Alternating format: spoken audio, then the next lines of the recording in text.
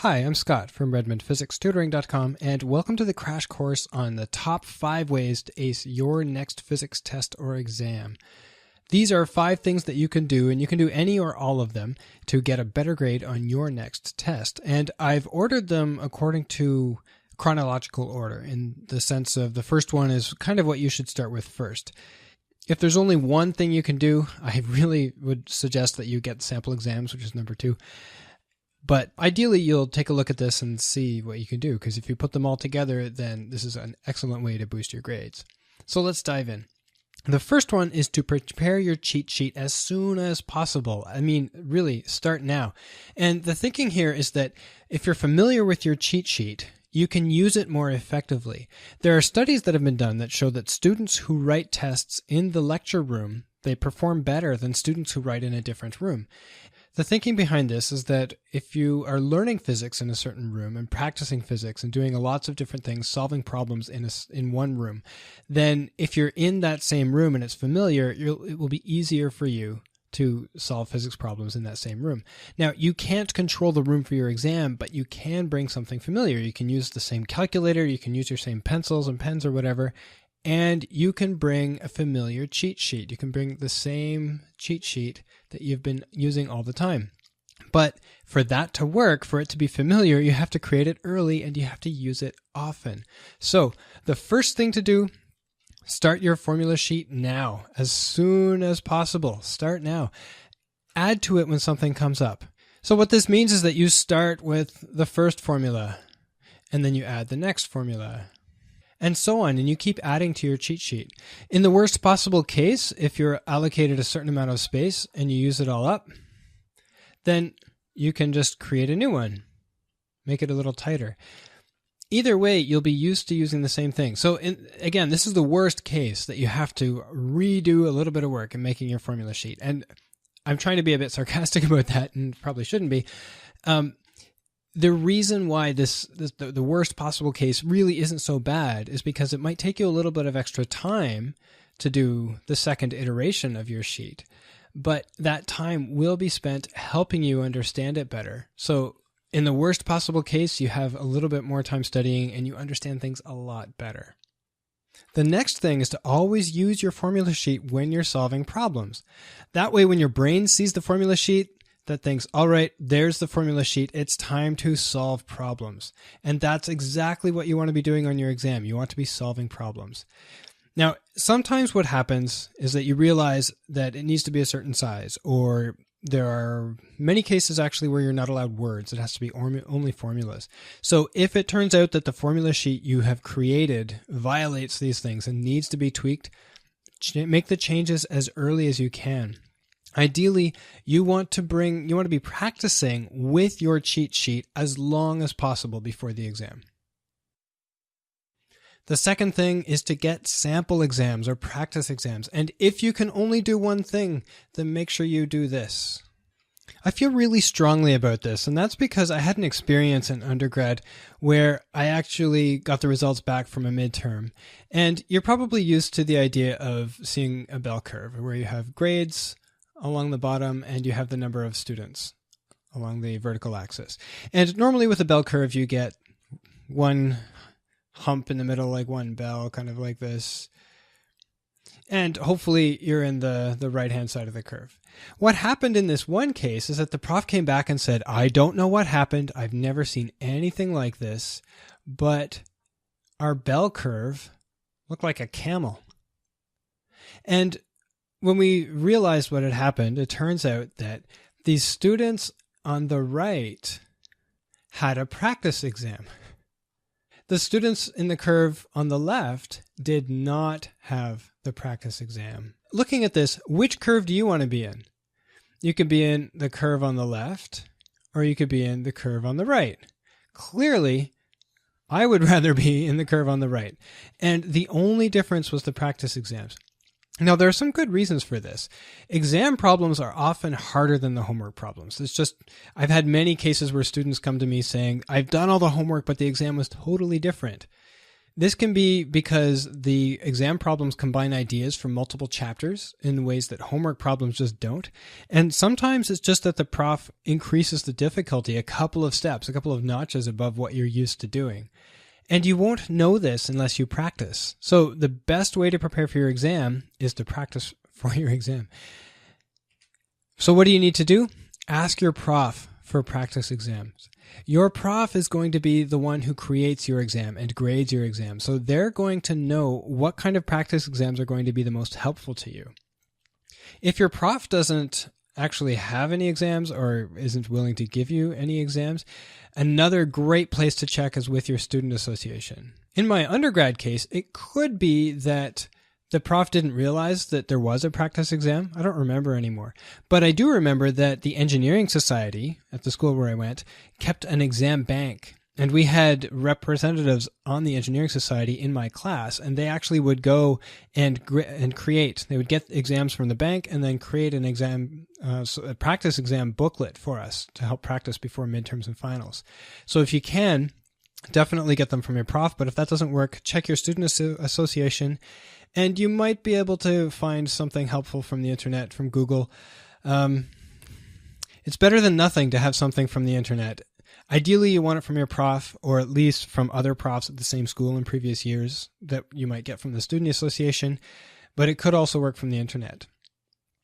The next thing to do is to try to write each exam on your own as if it's a real exam. Give yourself a fake exam. Don't look at the solutions. Pretend it's real, so don't look at the solutions until you have tried each problem. So really pretend it's a real exam.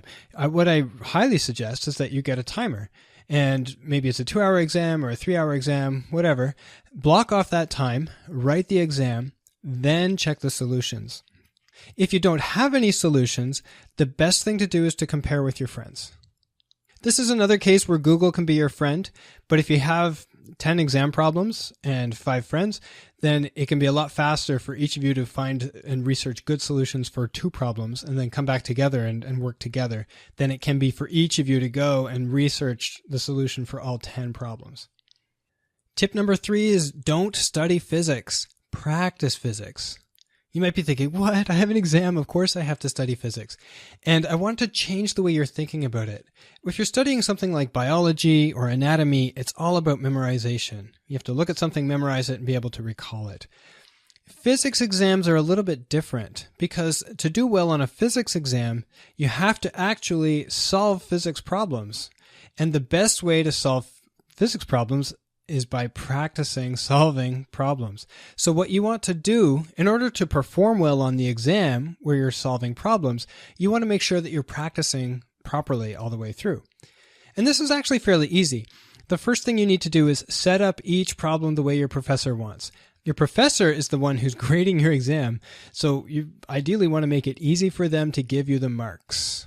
If your prof didn't specify what you're going to do, you should list what's given, and list what's unknown, and then draw a diagram. And ideally, your diagram will include as much given and unknown information as you can, because that just helps you put the problem together. And this can prove to your professor or whoever's grading your exam that you know what's going on. You know how to interpret the problem into the given information, and then identify what's unknown and put it all together and relate it with the diagram.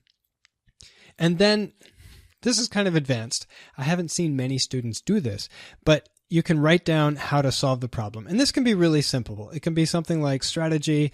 Step 1 will be to, say, find the net force. And then step 2 would be to find acceleration. I'm just thinking of some random mechanics problem. And it can be really simple. You don't have to go and write an essay about this, about how you're going to solve the problem, but you can just jot down some notes. The advantage of doing something like this and just jotting down the strategy is, again, it makes it easy for the prof to give you the marks because they know that you know what you're doing, and it's easier for them to follow along.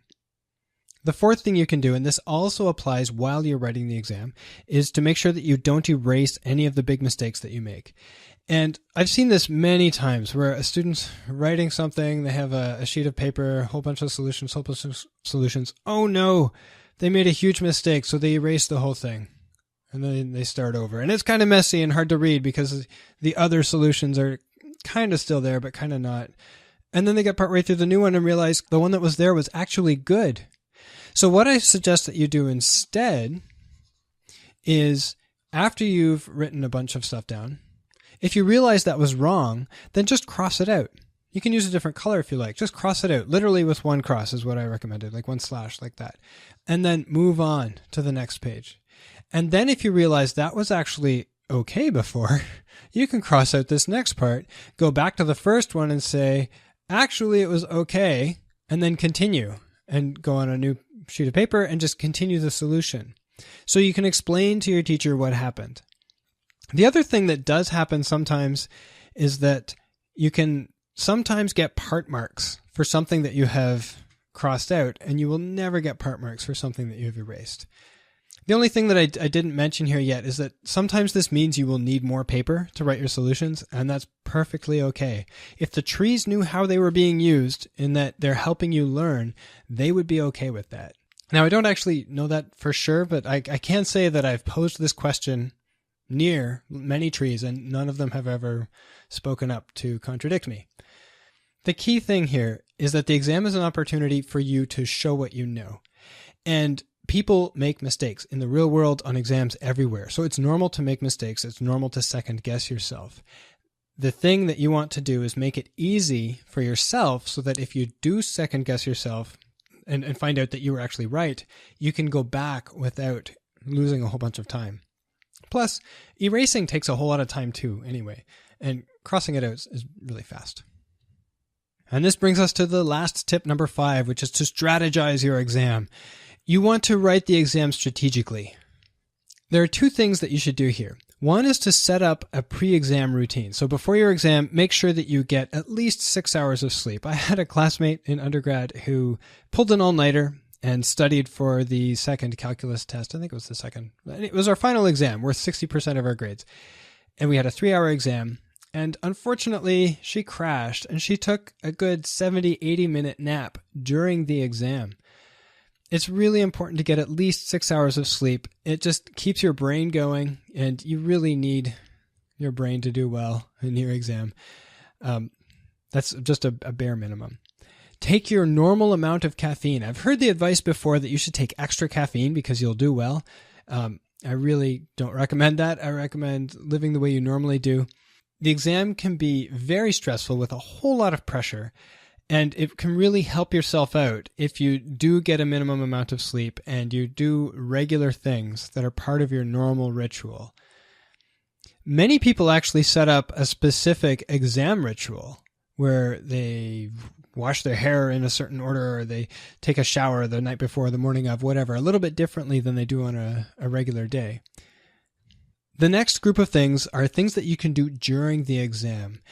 And there are often many specific rules about your formula sheet. For example, at the college where I taught, you were not allowed any words or pictures on the formula sheet. But sometimes certain equations just work better with those pictures. So one thing you can do is you can actually jot those down on a sheet of paper. And I'm not saying you should bring this paper into the exam. What I'm saying is that jot them down on a sheet of paper, and then right before the exam, you can review them again, like literally 5-10 minutes before. You can review them again. You might actually want to jot them down again, and then leave those behind in your bag. Put them at the front of the room, whatever. As soon as the exam starts, when you have the actual exam, then if you want, you can jot those same things down on your exam. You're not cheating because you're not actually bringing another sheet of paper in. You're bringing in your knowledge. You're using your short-term memory. So it's okay to use your short-term memory in this way. So you jot them down on your exam and then continue as normal. So that's one of the first things that you can do to help yourself out. Another thing that I always did, say probably about a fifth or a quarter of students that I had would do something similar.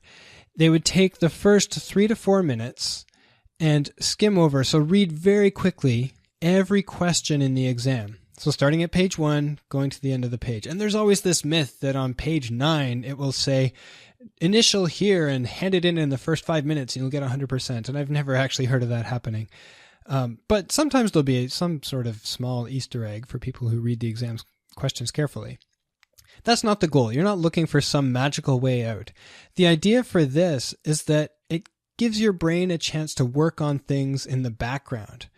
So while you're solving problem 1, there might be a certain part of your brain working in the background on question 8 or 9, or just thinking about something that looked really difficult at first. And hopefully, by the time you get to that really difficult question 8 or 9 or 5 or whichever one it is, your brain has had a little bit of a chance to think about it. And so you already have some idea of the strategy. Another thing to do is to allocate a certain amount of time, and maybe you can write that down, per question beside each question, and then pay close attention to the clock. I have actually seen many times a lot of students prefer to write the exam from front to back, starting with question 1, 2, 3, 4, etc. But so many times the first or second question takes up half of the exam, even though it's only maybe a tenth of the marks or a quarter of the marks. And that's really frustrating. It's frustrating as the person grading it, because I know that the student can do better. And what happens is that they kind of often get stuck on something that's really difficult and blow a whole bunch of time going down dead ends, when it would be much better if they could get the brain to work in the background. So even if you don't skim over every question in the beginning, limit the amount of time you have on any one question, and then draw a line, and then move on to the next one. And then your brain still has a chance to work even on that one in the background while you finish the rest of the exam. And if you have extra time at the end, then you can go back and actually finish that question. And those are the top 5 ways to ace your next physics test or exam. Just as a quick recap, we had prepare your cheat sheet as soon as possible. We had get sample exams. We said don't study physics, practice physics. Number 4 was don't erase any big mistakes. And number 5 was to strategize. Write your exam strategically. If you can only do one of these things, I would say the one that helps you the most is to get sample exams and practice with them as if you had real exams. But of course, I hope that you're able to do as many of these as possible, because I really hope that you can do better in physics. I'm Scott Redmond from redmondphysicstutoring.com, and I really hope that this helps you. I wish you all the best on your next physics test or exam. Good luck.